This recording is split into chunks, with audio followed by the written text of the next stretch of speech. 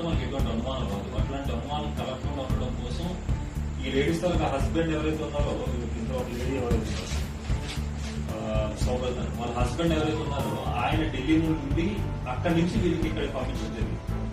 So వీళ్ళు ఢిల్లీ నుంచి train ticket చేసుకొని వీళ్ళు ఖమ్మంలోకి వచ్చి ఖమ్మంలో దిగి అక్కడి నుంచి భద్రాచలం వెళ్తే ఇక్కడ ఒడిశాకు చెందిన ఒక వ్యక్తి వీళ్ళు భద్రాచలంలో పికప్ చేసుకుని వీళ్ళు తీసుకుని వెళ్లి వీళ్ళకి గాంజా ఇచ్చి, అదే వ్యక్తి వీళ్ళకి గాంజా ఇవ్వడంతో పాటు గాంజా వెహికల్ ఇవ్వడంతో పాటు ఆ గాంజా వీళ్ళు తీసుకువెళ్తుంటే ముందు పైలట్ చేసుకుంటూ వెళ్తూ ఉంటారు. పైలట్ చేసుకుంటూ వెళ్ళాలంటే ముందు ఎవరైనా పోలీసు వాళ్ళు ఎవరైనా ఉన్నారా లేకపోతే ఎవరైనా అవుతారేమో అని చూస్తూ వెళ్తూ ఉంటారు. వీళ్ళు వెనకాతల వెహికల్ లో వస్తుంటారు. సో ఎవరైనా పోలీసు వాళ్ళు ఎక్కడైనా ఉంటే వాళ్ళకి ఇన్ఫర్మేషన్ ఇస్తే ఆ కార్ నాకు రాపేయడం లేదా వెనక్కి వెళ్ళిపోవడం చేయడం కోసం వీళ్ళు చేసేది.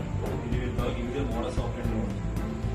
సో ఇక్కడ మనకి కనిపించే ముగ్గురు వ్యక్తులు ఇట్లా కార్లో వెళ్తూ ముగ్గురు చిన్నపిల్లలతో పాటు కార్లో వెళ్తుంటే ఈ పైలట్ వెహికల్ దాటేసిన తర్వాత మనం వీళ్ళు ఆపడం జరిగింది. పైలట్ వెహికల్ మనం ఆపలేదు. పైలట్ వెహికల్ తర్వాత వీళ్ళు పట్టుకోవడం జరిగింది.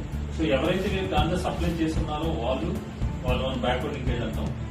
ఎవరైతే వీళ్ళు తర్వాత కొనబోతున్నారంటే ఇప్పుడు మనకి ఇక్కడ దొరికిన ఒక మహిళతో ఒక హస్బెండ్ హస్బెండ్ ఎవరైతే ఉన్నారో వాళ్ళు ఢిల్లీలో ఉన్న వాళ్ళని మనం ఎక్కించుకొని చూపించాము.